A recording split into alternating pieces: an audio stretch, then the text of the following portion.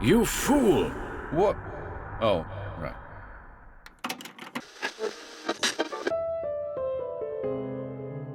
Welcome to HorrorBabble.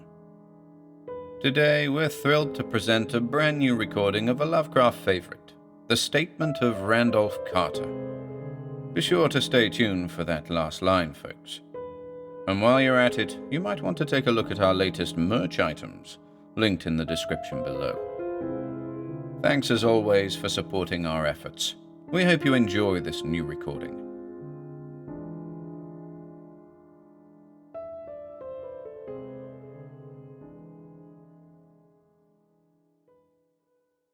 The Statement of Randolph Carter by H.P. Lovecraft. I repeat to you, gentlemen, that your inquisition is fruitless. Detain me here forever if you will. Confine or execute me if you must have a victim to propitiate the illusion you call justice. But I can say no more than I have said already. Everything that I can remember I have told with perfect candor. Nothing has been distorted or concealed, and if anything remains vague, it is only because of the dark cloud which has come over my mind, that cloud and the nebulous nature of the horrors which brought it upon me. Again, I say, I do not know what has become of Harley Warren, though I think, almost hope, that he is in peaceful oblivion, if there be anywhere so blessed a thing. It is true that I have for 5 years been his closest friend, and a partial sharer of his terrible researches into the unknown.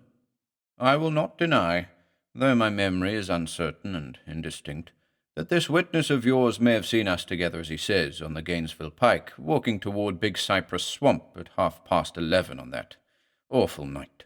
That we bore electric lanterns, spades, and a curious coil of wire with attached instruments, I will even affirm, for these things all played a part in the single hideous scene which remains burned into my shaken recollection.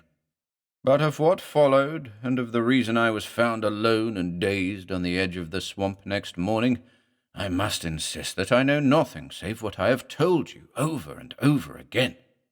You say to me that there is nothing in the swamp or near it which could form the setting of that frightful episode. I reply that I know nothing beyond what I saw. Vision or nightmare it may have been.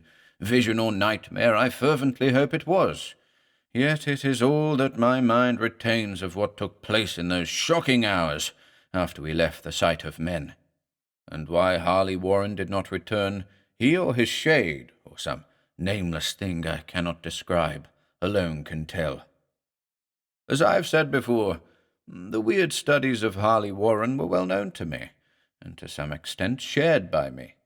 Of his vast collection of strange, rare books on forbidden subjects, I have read all that are written in the languages of which I am master, but these are few as compared with those in languages I cannot understand.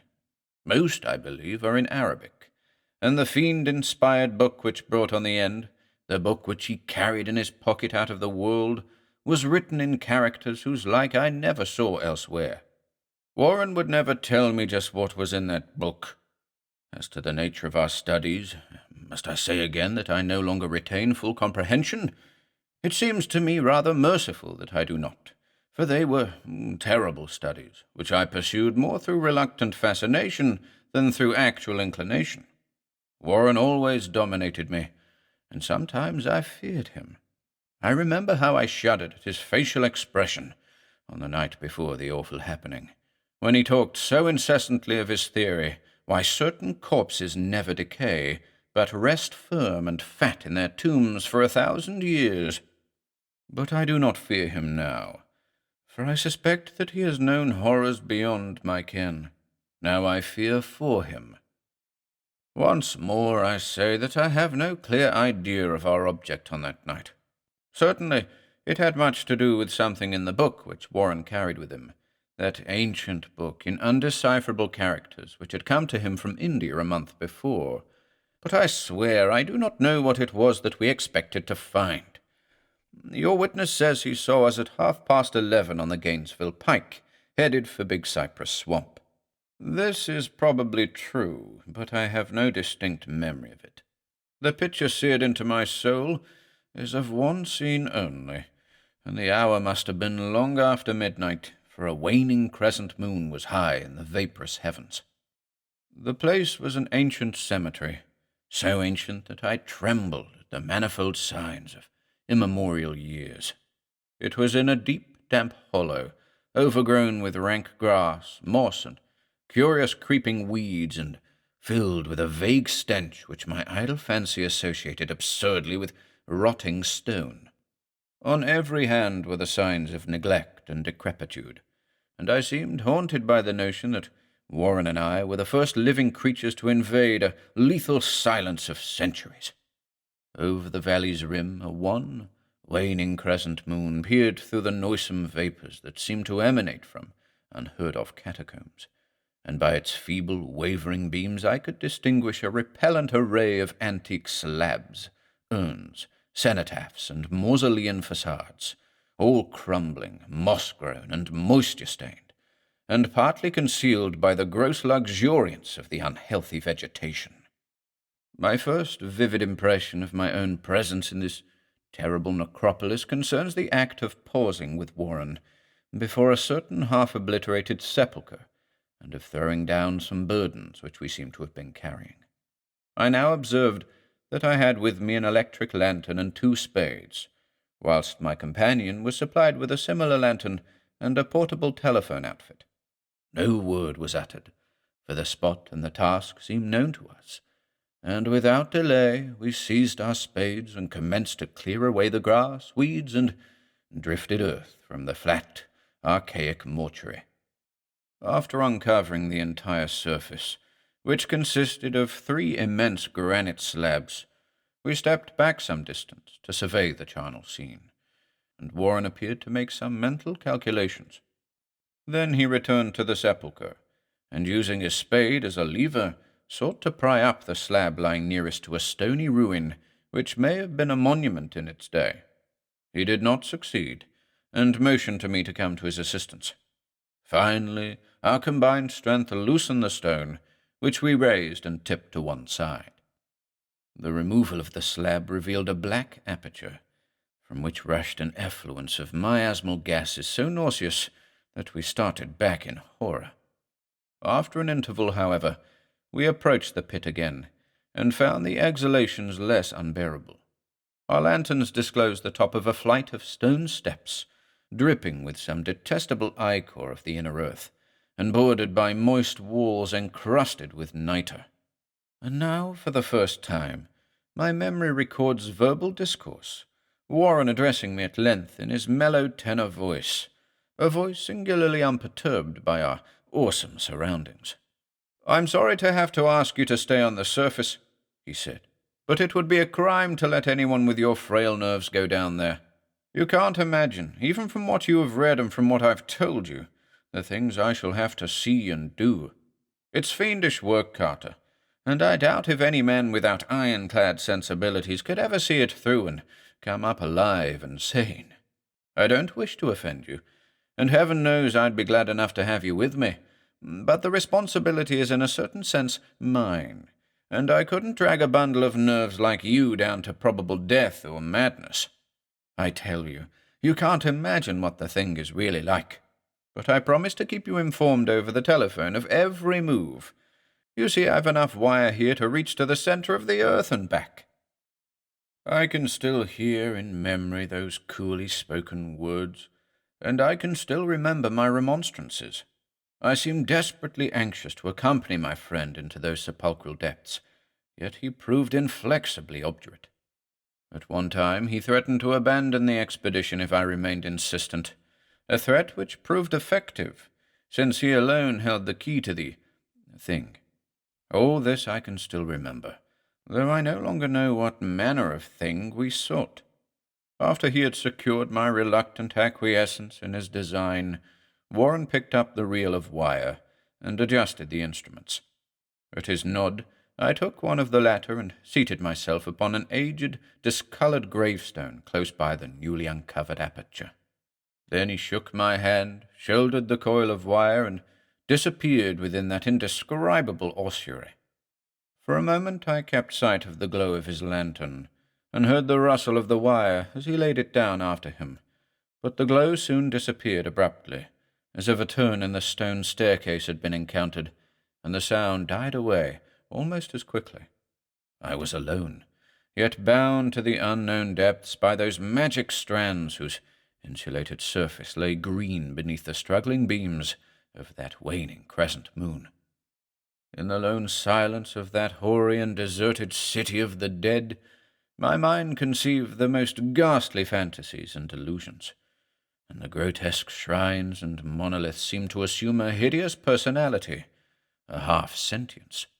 Amorphous shadows seemed to lurk in the darker recesses of the weed-choked hollow, and to flit as in some blasphemous ceremonial procession past the portals of the mouldering tombs in the hillside, shadows which could not have been cast by that pallid, peering crescent moon. I constantly consulted my watch by the light of my electric lantern, and listened with feverish anxiety at the receiver of the telephone, but for more than a quarter of an hour heard nothing. Then a faint clicking came from the instrument, and I called down to my friend in a tense voice. Apprehensive as I was nevertheless unprepared for the words which came up from that uncanny vault in accents more alarmed and quivering than any I had heard before from Harley Warren. He who had so calmly left me a little while previously now called from below in a shaky whisper more portentous than the loudest shriek. "God, if you could see what I'm seeing!" I could not answer. Speechless, I could only wait. Then came the frenzied tones again. "Carter, it's terrible, monstrous, unbelievable." This time my voice did not fail me, and I poured into the transmitter a flood of excited questions.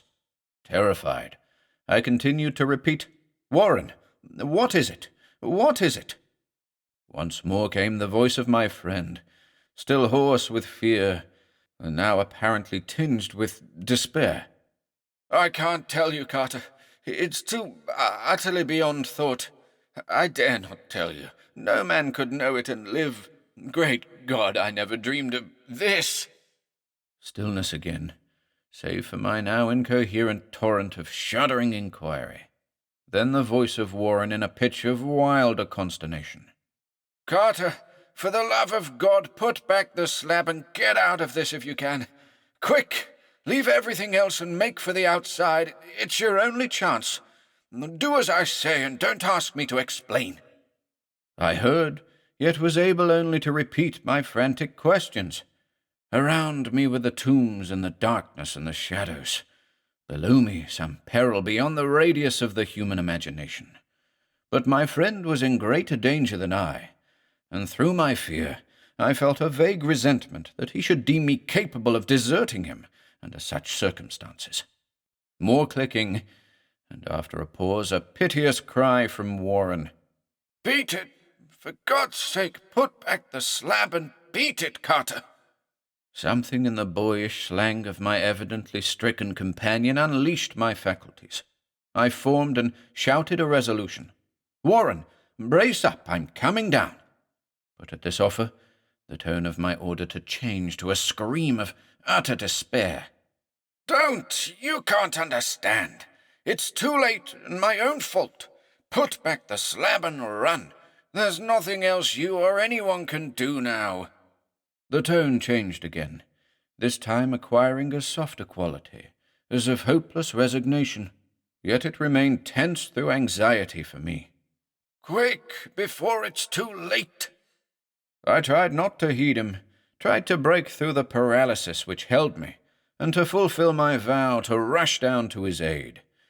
But his next whisper found me still held inert in the chains of stark horror.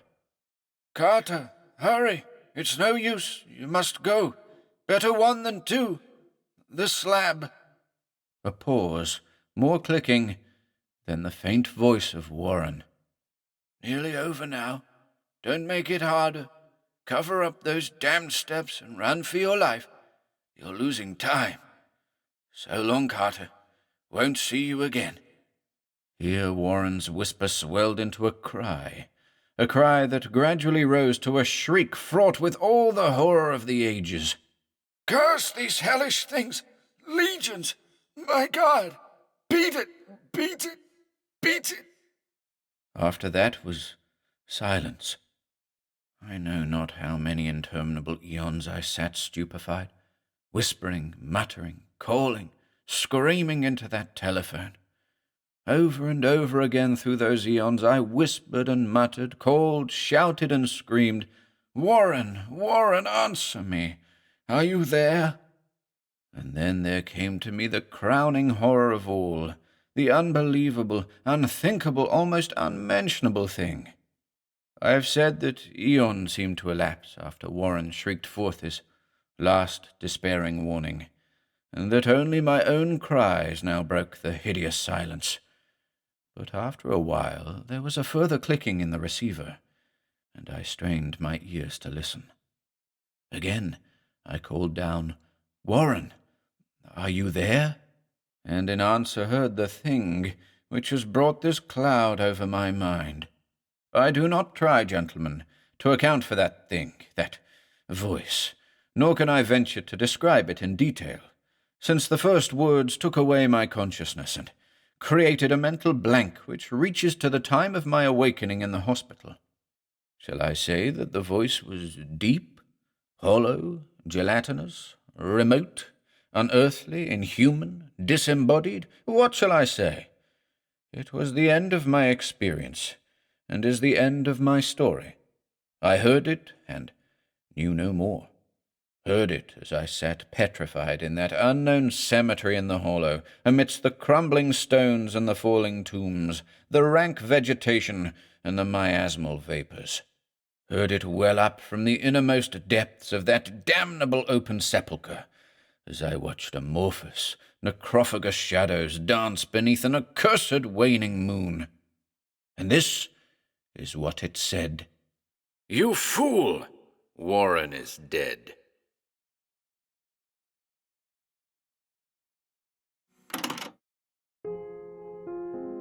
If you enjoyed listening today, be sure to subscribe to the channel by hitting the red subscribe button below.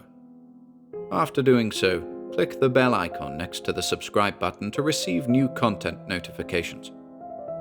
If you'd like to support our work and receive exclusive perks, consider becoming a channel member by clicking the join button below. To support us in other ways, see the video description for links to our Bandcamp and Patreon pages, our merch store over at Teespring, and further information relating to our releases on Audible, iTunes, and Spotify. And until next time,